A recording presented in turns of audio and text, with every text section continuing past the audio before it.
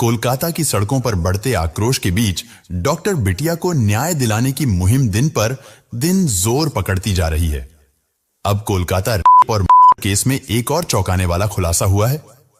एक ऐसा खुलासा जिसे सुनकर आपके पैरों तले जमीन खिसक जाएगी। इस खुलासे के बाद अब लगने लगा है कि जल्द ही डॉक्टर बिटिया को इंसाफ मिलने वाला है। अब बहुत जल्द उन रोते बिलखते माता पिता को न्याय मिलने वाला है, जिसका इंतजार वे लगभग 2 महीने से कर रहे हैं। दरअसल दोस्तों, एक दावे के अनुसार पीड़िता के चाचा ने ही फोन करके आर्जी कर हॉस्पिटल के डॉक्टर को धमकाया था कि जल्द से जल्द पोस्टमार्टम करो, वरना बहुत बुरा होगा। पर आखिरकार उन्होंने ऐसा क्यों कहा? इतनी जल्दी किस बात की थी? बस इन्हीं सवालों ने सबको हिलाकर रख दिया है।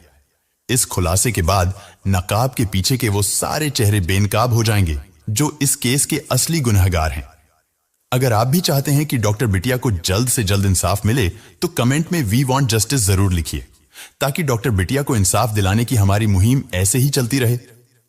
देखिए, एक बात तो 100% सत्य है कि अगर आज डॉक्टर बेटी का केस इस नतीजे तक पहुंचा है तो उसमें आम जनता और डॉक्टरों का बहुत बड़ा सहयोग है।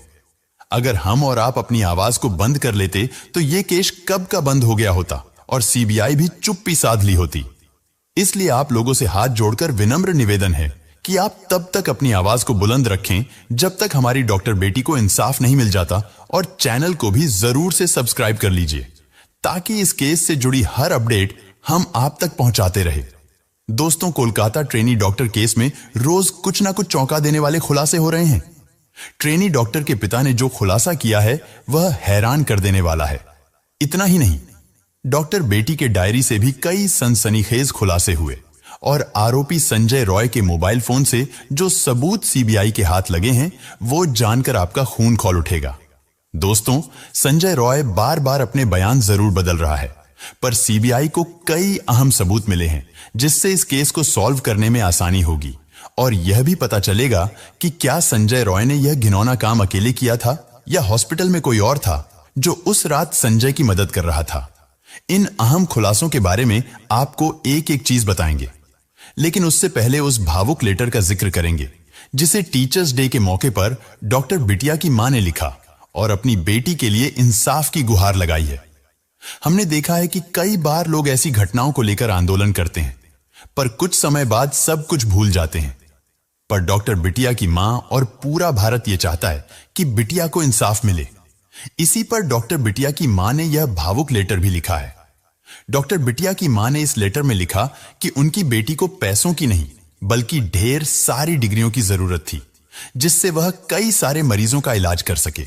उन्होंने मेडिकल कॉलेज के टीचर्स, डॉक्टर्स, मेडिकल ऑफिसर्स और नर्सेस से अपील की है कि अगर किसी के भी पास इस केस से जुड़े कोई भी सबूत हो तो वो उसे सामने लाए, क्योंकि उन्हें लगता है कि कुछ अच्छे लोगों की चुप्पी से अपराधियों का हौसला बढ़ता है। डॉक्टर बिटिया की मां के साथ पूरा देश डॉक्टर बेटी के लिए इंसाफ की गुहार लगा रहा है, लेकिन लगता है यह केस हर गुजरते वक्त के साथ और ज्यादा पेचीदा होता जा रहा है। लेकिन इस मामले में जो चौंकाने वाला मोड़ सामने आया है, जिससे केस के काफी हद तक सुलझने के आसार भी नजर आ रहे हैं। इससे पहले कि हम उस खुलासे पर आए, आपको कहानी को सिलसिलेवार ढंग से समझना होगा, क्योंकि अब पूरी कहानी पलट चुकी है। अब तक आपने जो सुना या देखा उसमें काफी लीपापोती हो चुकी है। आइए जानते हैं आखिरकार सच क्या है। संजय रॉय की गिरफ्तारी से पहले और बाद में जिस तरह एक के बाद एक वारदात की कड़ियां उससे जुड़ती चली गई, उसने ना सिर्फ वारदात के सच को बल्कि उससे संजय के कनेक्शन को भी बिल्कुल साफ कर दिया। 8 अगस्त की शाम से लेकर 8 और 9 अगस्त की दरमियानी रात को अस्पताल में ट्रेनी डॉक्टर का करने और फिर अगले दिन खुद के गिरफ्तार होने से पहले तक सीसीटीवी कैमरों से लेकर मोबाइल फोन की लोकेशन सीडीआर और चश्मदीदों के हवाले से उसकी जो गतिविधि सामने आई है वो चौंकाने वाली है। 9 अगस्त को डॉक्टर के कत्ल की खबर मिलने पर कोलकाता पुलिस ने मामले की जांच शुरू की थी। कोलकाता पुलिस ने सबसे पहले अस्पताल के इमरजेंसी बिल्डिंग और सेमिनार हॉल के इर्द गिर्द लगे सीसीटीवी कैमरों की फुटेज को ही खंगालना शुरू किया। इस कोशिश में उसे सेमिनार हॉल के इर्द गिर्द कम से कम 15 लोग नजर आए, जिनसे पुलिस ने पूछताछ की, क्योंकि इन सारे के सारे लोगों का कत्ल से कोई लेना देना नहीं था तो इन्होंने पुलिस के जवाबों का सही सही उत्तर दिया और शक के दायरे से बाहर निकल गए। लेकिन एक शख्स ऐसा था जो अब भी पुलिस की जद में नहीं आया था, क्योंकि वह वारदात को अंजाम देने के बाद के बैरक में ही जाकर सो गया था, वो भी नशे में धुत होकर, क्योंकि अब तक पुलिस ट्रेनी डॉक्टर के कत्ल की टाइमिंग मोटे तौर पर पता कर चुकी थी। उसने 8 और 9 अगस्त की रात 3 से 4 बजे के बीच की सीसीटीवी फुटेज पर अपना ध्यान केंद्रित कर दिया। इस दौरान फुटेज में संजय रॉय ही सेमिनार रूम के इर्द गिर्द नजर आया। अब चूंकि संजय रॉय दूसरे सीसीटीवी फुटेज में इसी अस्पताल में भर्ती एक मरीज के पास आता जाता हुआ दिख रहा था, तो पुलिस ने संजय के सीसीटीवी फुटेज का ग्रैब निकालकर उसे अस्पताल में भर्ती एक मरीज को दिखाया। यह मरीज और कोई नहीं बल्कि संजय रॉय के दोस्त सौरभ का भाई था। इसी भाई को जब संजय रॉय की तस्वीर दिखाई गई तो उसने देखते ही संजय को पहचान लिया और उसके बारे में पुलिस को जानकारी दी। उधर शाम तक वारदात का शिकार बनी ट्रेनी डॉक्टर का पोस्टमार्टम हो चुका था और पोस्टमार्टम से यह साफ हो चुका था डॉक्टर की मौत रात के खाने के करीब 4 घंटे बाद हुई है। क्योंकि रात के खाने का वक्त 12 बजे का था, तो यह बात भी साफ हो गई कि डॉक्टर की हत्या 4 बजे के आसपास की गई। उधर सीसीटीवी फुटेज में भी संजय रॉय करीब 4 बजे ही सेमिनार हॉल की तरफ जाता हुआ दिख रहा था। ऐसे में दूसरे सबूतों के साथ साथ सीसीटीवी फुटेज भी इस बात की तस्दीक कर रहे थे कि इस मामले में संजय ही शामिल है। हालांकि संजय अब तक पुलिस की जद में नहीं आया था, वो पुलिस की पकड़ से उस वक्त तक बाहर था। दोपहर को जब सौरभ के भाई ने संजय रॉय की पहचान कर ली, अब तक सौरभ को नहीं पता था कि पुलिस संजय को खोज रही है। इसी बीच उसने संजय को फोन कर दोपहर खाने पर बुलाया। अभी संजय रास्ते में ही था। तब तक सौरभ को उसके भाई ने फोन पर यह जानकारी दी कि पुलिस अस्पताल के सेमिनार रूम में हुए डॉक्टर के रेप और के मामले में संजय को ढूंढ रही है। यह सुनकर सौरभ हक्का बक्का रह गया। हालांकि संजय के पहुंचने पर सौरभ ने उसे लंच सर्व किया और साथ ही उसे बताया कि अस्पताल में हुई हत्या के सिलसिले में पुलिस उसे ढूंढ रही है। लेकिन सौरभ यह देखकर हैरान रह गया कि बेझिझक संजय ने सिर्फ मैं देखता हूं कहकर बात टाल दी। इसके बाद उसने खाना नहीं खाया, लेकिन बैरक में पहुंचकर उसने फिर से शराब पी। इसके बाद फिर वहीं सो गया। कोलकाता पुलिस जब उसको ढूंढती हुई पुलिस के बैरक में पहुंची तो नशे में धुत वो वहीं सोता हुआ मिला। गिरफ्तारी के फौरन बाद ही उसने ना सिर्फ अपना जुर्म कबूल लिया, बल्कि पुलिस से कहा, मुझे दे दो। लेकिन यह सिर्फ गिरफ्तारी के वक्त की बात नहीं है। गिरफ्तारी के अगले दिन भी संजय रॉय के चेहरे पर कोई अफसोस नहीं था, बल्कि वह पूछताछ में बहुत आराम से सारी बातें कबूल कर रहा था। पुलिस को पूरी सीक्वेंस समझा रहा था। इस बीच पुलिस ने संजय के दोस्त सौरभ से भी पूछताछ की, जो वारदात से पहली रात उसके साथ था। सौरभ भी संजय की तरह ही एक सिविक वॉलंटियर है। उसने पूछताछ में पुलिस को बताया कि 8 अगस्त को उसने अपने भाई को इलाज के लिए आर्जी कर अस्पताल में भर्ती करवाया था। वो दोपहर को 1 बजे अपने भाई को अस्पताल में भर्ती करवाने के लिए अस्पताल के रिसेप्शन पर गया था। वहां उसने पूछताछ की और भर्ती हो जाने के बाद रात को 10 बजे वह फिर से अस्पताल पहुंचा। वहां संजय भी सौरभ के पास आ गया। इसके बाद सौरभ और संजय दोनों मरीज को अस्पताल में छोड़कर बाहर गए और उन्होंने शराब पी। इसके बाद दोनों पहले नॉर्थ कोलकाता में मौजूद रेड लाइट एरिया सोनागाछी गए। वहां सौरभ तो एक अड्डे के अंदर चला गया, लेकिन संजय बाहर ही खड़ा रहा। जब सौरभ बाहर आया तो दोनों ने शहर के ही एक दूसरे अड्डे चेतला में जाने का फैसला किया। चेतला साउथ कोलकाता में है और सोनागाछी से इसकी दूरी करीब 15 किलोमीटर है। 8 और 9 अगस्त की रात को दोनों सोनागाछी से निकलकर बाइक से ही चेतला पहुंचे। लेकिन यहां भी संजय को अंदर जाने का मौका नहीं मिला। यहां भी संजय का दोस्त सौरभ अड्डे के अंदर गया था, लेकिन संजय बाहर ही खड़ा रहा। तफ्तीश में साफ हुआ है कि वहां खड़े खड़े ही उस रात संजय ने अपनी गर्लफ्रेंड को फोन किया था और उससे वीडियो कॉल पर बात की थी। गर्लफ्रेंड से उसकी कुछ प्राइवेट तस्वीरें भी मांगी। जब पुलिस ने इस सिलसिले में उससे पूछताछ की तो उसने कहा कि उसके पास पैसे नहीं थे। हालांकि पुलिस को उसके इस जवाब पर यकीन नहीं हुआ, क्योंकि अब तक संजय रॉय के दिमाग में किसी वारदात को अंजाम देने की साजिश कुल बुलाने लगी थी। इसलिए उसने अड्डे में पहुंचकर भी किसी से रिलेशन नहीं बनाया। पूछताछ में सौरभ ने पुलिस को बताया कि उसे बाइक चलानी नहीं आती है, इसलिए उस रात शराब पिए होने के बावजूद बाइक संजय ही चलाता रहा। जब दो रेड लाइट एरिया से घूमकर दोनों आरजीकर अस्पताल के पास पहुंचे तो संजय रॉय बैरक की ओर जाने की जगह अस्पताल की तरफ बढ़ गया। इस पर सौरभ ने उससे पूछा कि क्या वो बैरक की तरफ नहीं जाएगा, तो उसने कहा कि वो जाएगा। तब रात के करीब 3 बज रहे थे। सौरभ ने बताया कि आरजीकर अस्पताल की तरफ से भी एक सड़क बैरक की तरफ जाती है, इसलिए उसे लगा कि शायद संजय घूमकर उसी रास्ते से बैरक पहुंच जाएगा। पूछताछ में सौरभ ने पुलिस को बताया कि उसे नहीं पता कि इसके बाद संजय कब बैरक में लौटा। अगले दिन सुबह 10 बजे उन्हें अस्पताल में भर्ती अपने भाई के पास जाना था। इसके लिए जब वो संजय को जगाने बैरक में पहुंचा तो वो गहरी नींद में सो रहा था। 2 बार जगाने की कोशिश करने के बावजूद वो नहीं उठा।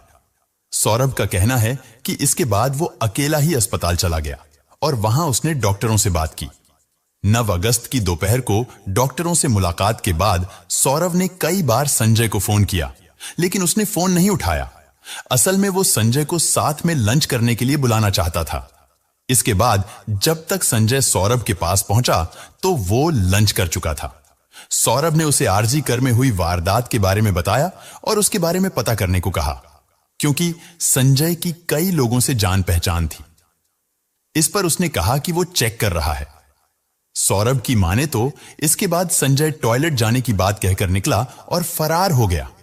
उसने पुलिस को बताया कि इसके बाद उसने संजय को साथ में अस्पताल चलने के लिए कई बार कहा, लेकिन हर बार वो बहाना बनाता रहा। आखिर में संजय ने एक दोस्त के साथ शराब पार्टी करने की बात कही और अस्पताल जाने से मना कर दिया। संजय बेशक आरजीकर अस्पताल नहीं जाना चाहता था, लेकिन वारदात के अगले दिन 9 अगस्त को भी वो रोज की तरह बेहद रिलैक्स्ड और खुश दिख रहा था। लेकिन कुछ समय बाद पुलिस ने संजय रॉय को गिरफ्तार कर लिया। जब आरोपी संजय का पॉलीग्राफ टेस्ट हुआ तो उसने अपने आप को बेगुनाह बताया। उसने बताया कि जब वो सेमिनार हॉल में गया तो उससे पहले ही डॉक्टर बिटिया की मौत हो चुकी थी, जिसे देखकर वो डर कर भाग गया, जबकि संजय ने ही 10 अगस्त को गिरफ्तार होने के बाद अपना गुनाह कबूल कर लिया था। क्या उसका इस तरह अपने बयान से यूटर्न लेना इस बात की तरफ इशारा कर रहा है कि उसे फंसाया जा रहा है और क्या वह निर्दोष है, या फिर संजय रॉय अब जान चुका है कि वह अब नहीं बच सकता, इसलिए नई कहानी बना रहा है। वहीं सुकांत मजूमदार ने संदीप घोष पर गुरुवार को क्राइम सीन पर सबूतों के साथ छेड़छाड़ करने के भी गंभीर आरोप लगाए हैं। सुकांत मजूमदार ने एक डॉक्यूमेंट की कॉपी मीडिया के सामने पेश की, जिसने पूरे मामले को बेहद संगीन बना दिया। यह सरकारी कागज एक आर्डर था जिसे संदीप घोष ने उस घटना के ठीक अगले दिन जारी किया था। इस आर्डर में सेमिनार हॉल के रिनोवेशन का जिक्र था। सुकांत मजूमदार ने दावा किया कि यह आर्डर जानबूझकर जारी किया गया था, जिससे क्राइम सीन पर सबूतों के साथ छेड़छाड़ की जा सके। वहीं डॉक्टर बिटिया के माता पिता ने एक और खुलासा किया। उन्होंने पुलिस पर गंभीर आरोप लगाते हुए दावा किया कि पुलिस ने उनका साथ देने के बजाय उन्हें पैसे ऑफर किए। डॉक्टर बिटिया की मां ने कहा, जब मेरी बेटी का शव घर में रखा था तो पुलिस ने हमसे पैसे की डिमांड की। इन आरोपों से मामले में सस्पेंस और ज्यादा बढ़ गया है। इतना ही नहीं, डॉक्टर बिटिया के माता पिता का यह भी आरोप है कि पुलिस ने उनकी बेटी के अंतिम संस्कार में जल्दबाजी की। वहीं डॉक्टर बेटी के चाचा ने बताया कि पुलिस उनसे एक प्लेन पेपर पर साइन भी करवाना चाहती थी, लेकिन उन्होंने साइन करने से मना कर दिया और पेपर फाड़ दिया। न्याय की इस जंग में हर नया मोड़ केस को सिर्फ और सिर्फ उलझा रहा है। दैनिक जागरण के एक आर्टिकल के अनुसार सुवेंदु अधिकारी ने बड़ा दावा किया है। सुवेंदु अधिकारी ने सीबीआई द्वारा पूछताछ किए जाने के बाद निकलते समय एक बड़ा खुलासा किया। उन्होंने बताया कि एक व्यक्ति था जो खुद को पीड़िता का चाचा बता रहा था और धमकी दे रहा था कि अगर पोस्टमार्टम दिन के अंत तक पूरा नहीं हुआ तो खून की नदी बह जाएगी। सुवेंदु अधिकारी ने यह भी दावा किया कि वह व्यक्ति पूर्व पार्षद संजीव मुखर्जी है। सुवेंदु अधिकारी ने कहा कि अजीब बात यह है कि यह संजीव मुखर्जी ही दाह संस्कार प्रमाण पत्र पर हस्ताक्षर करता है, जबकि वे पीड़िता के रिश्तेदार नहीं हैं।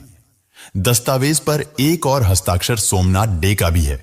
अब सुवेंदु अधिकारी के इन दावों में कितनी सच्चाई है, यह तो जांच के बाद ही पता चलेगा। लेकिन जिस तरह से इस केस में हर दिन नए नए खुलासे हो रहे हैं, उससे यह केस और भी उलझता जा रहा है। लेकिन बड़ा सवाल यह है कि आखिरकार यह केस कब क्लोज होगा, आखिर कब उस बेटी को इंसाफ मिलेगा। इस दिन का इंतजार पूरा देश कर रहा है। हालांकि सीबीआई अभी भी इस केस की जांच में जुटी हुई है। इंसाफ में देरी जरूर होगी, पर इंसाफ होना तय है। लेकिन जब तक इस मामले में पूरी तरह से न्याय नहीं होता, हमें अपनी आवाज को दबाना नहीं चाहिए और ना ही चुप रहना चाहिए। हमें यह याद दिलाते रहना होगा कि अभी तक इस मामले में न्याय नहीं मिला है। इसलिए आप सभी से अनुरोध है कि कमेंट बॉक्स में अपनी आवाज बुलंद करें और जस्टिस वी वांट जस्टिस लिखें। इससे यह स्पष्ट हो जाएगा कि हम सभी एकजुट हैं और इस मामले में न्याय की मांग कर रहे हैं। भले ही आपको वीडियो पसंद ना आए, आप इसे लाइक ना करें, लेकिन अगर आप चाहते हैं कि इस मामले से जुड़ी जानकारी आप तक पहुंचे, तो आप चैनल को सब्सक्राइब कर सकते हैं। हमारा आपसे अनुरोध है कि कमेंट बॉक्स में अपनी बात जरूर रखें।